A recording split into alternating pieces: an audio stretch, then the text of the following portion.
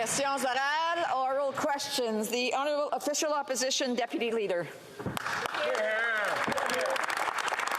Madam Speaker, the Governor of the Bank of Canada has confirmed if the Liberals' deficit was lower, inflation would have been lower today. The enormous deficit is going to cost each and every Canadian an extra $3,500. Less money for food, less money for gas, less money to heat their homes. When will the Liberals understand that their failed policies and enormous deficits are causing continuous pain on Canadians? L'Honorable Ministre. Madam Speaker, I've said it before and I'll say it again. We have the lowest deficit and the lowest debt among all countries in the G7.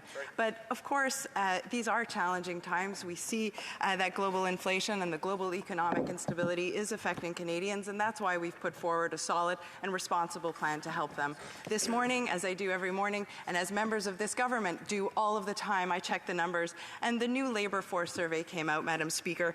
Over 50,000 full-time jobs were created in November alone in this country, and wages have continued. The Honourable Official Opposition Deputy Leader.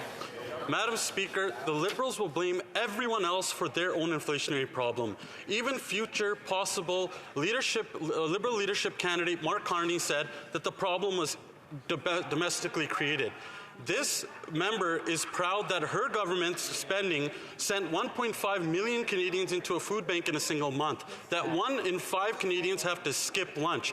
How many more families have to go into food banks? How many more families have to skip meals before they finally get a grip, get their spending under control, and axe their carbon tax? Yeah.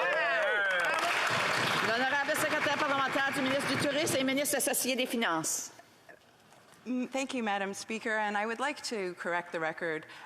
It is obvious to all Canadians that the world is going through a period of huge instability due to the war commenced by Russia, due to a global pandemic that we have just come out of. But, Madam Speaker, we are there for Canadians in order to continue to support them. We just don't understand why the Conservatives aren't. They voted against lowering taxes on middle-class Canadians on 2 separate occasions, Madam Speaker.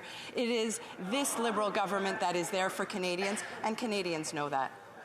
The Official Opposition Deputy Leader. Madam Speaker, again, it's clear from the members' answers that they don't understand the pain that they're causing on Canadians.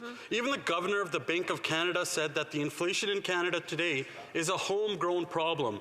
That means it's a Liberal-created issue. This government spent $110 billion before the pandemic started. They spent $500 billion during the pandemic, 40% of which had nothing to do with COVID measures. Their reckless spending is costing Canadians more and more. Less food, less gas, less groceries for Canadians. When will they stop? Yeah. L'Honorable Secrétaire parlementaire du Premier ministre et de la Présidente du Conseil du Trésor. Madam Speaker, on this side of the House, and I dare say most parliamentarians understand how tough these times are for Canadians. And that's the reason why most parliamentarians have supported, and especially these great government programs such as the Canada Child Benefit, such as the Canada Dental Benefit, such as the Canada's Workers Benefit, are there to help Canadians in these tough times.